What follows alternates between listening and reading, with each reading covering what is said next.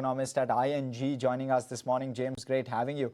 Let me first take a perspective, James, how you're looking at the global chessboard and the impact of that on on both growth as well as inflation. How are we at this juncture? How much are we pricing in terms of the downside risks there? Yeah, so a lot's changed over the last few weeks. So we have been building optimism that we were seeing a de-escalation in the Middle East, and the oil price was coming down, gasoline prices were coming down. So that was good news for lower inflation, and that was also going to be good news for growth as well, because it meant that consumers keep more of their cash in their own pockets. So it boosts real incomes and that boosts growth opportunities. Now, of course, we've got these two fronts reopening, whereby the flow of oil and gas is being heavily restricted once more. We've had no tankers transit out of the Strait of Hormuz for the past 6 days. We've only had one tanker in the last 9 days. And that is going to be causing more and more concern about inventory levels, particularly as we head to the northern winter period later this year. And at the same time, you've now got the escalation of tariffs once more.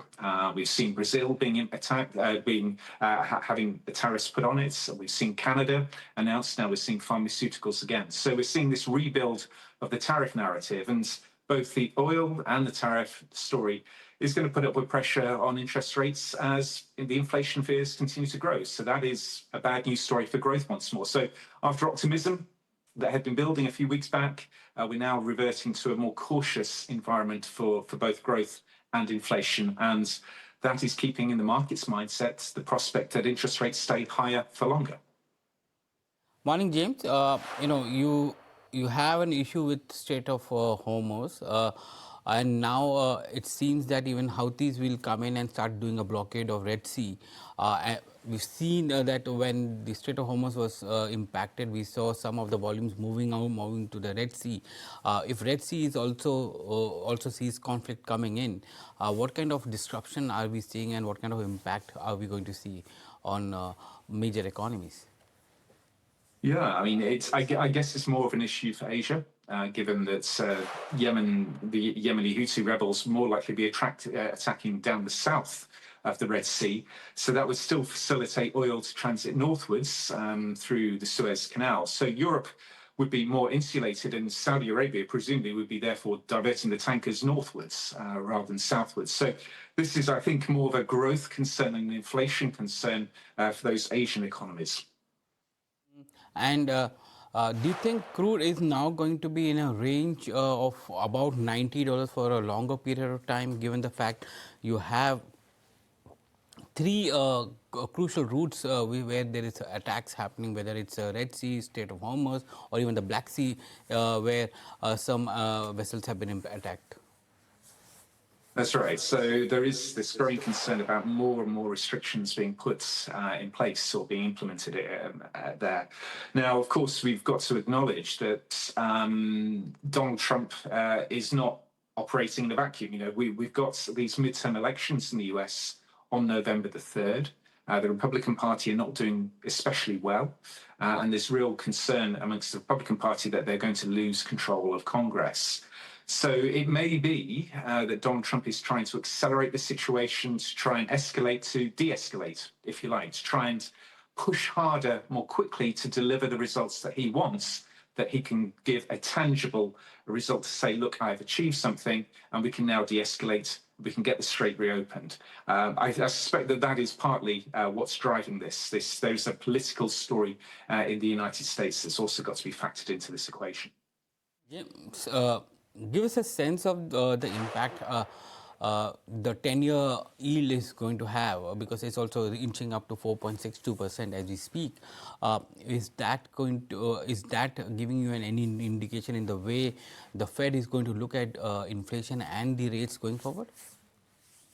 Yeah, I mean, that's the de facto policy tightening. And, you know, because so much of US consumer and corporate borrowing costs are derived or work off the long end of the curve, this is putting up those borrowing costs. So we've got the typical 30-year fixed rate mortgage in the US approaching, going to be probably up about 6.8% when we get the data later on Wednesday. That is in an environment where the housing market is treading water already. in the United States. It's putting up corporate borrowing costs as well. So that is acting as a brake on overall economic activity. So there are more pressures building within the US growth story. And this, on the one hand, it is pushing up inflation, but the consequences for market pricing is that this is actually really starting to hamper the growth prospects as well, while also, because gasoline prices in the United States are now back above $4 a gallon, it is putting more pressure on consumer finances as well. So it's a real headwind to growth. And that's why I think, when we got the US elections in November this year, you've got to think, we're assuming anyway, that we will see the US administration trying to de-escalate that situation in the build-up to claim a victory and to deliver a better consumer environment via lower gasoline prices. Therefore, James, scope for that 10-year yield continuing to go up, is that high? Is that low? Is that base case? What's the sense there? And if you can give us the worst, best, and base that you have built in for crude as well, if you can give us both of those. Yeah, we have been assuming a de-escalation in time. So we were always more cautious than the general consensus in the second half of this year because we always sensed that there was going to need to be an inventory rebuild for both oil and natural gas in an environment where transport firms, where shipping and tanker firms were going to be somewhat cautious about whether we could get a re-escalation at any point. So we'd always assumed that oil prices are more likely to average around the $80 mark through the second half of this year. We're still a little bit above that right now, but there's still scope for that to drop back. And in terms of the 10-year, our base case had been around 450, but obviously we're a little bit above that.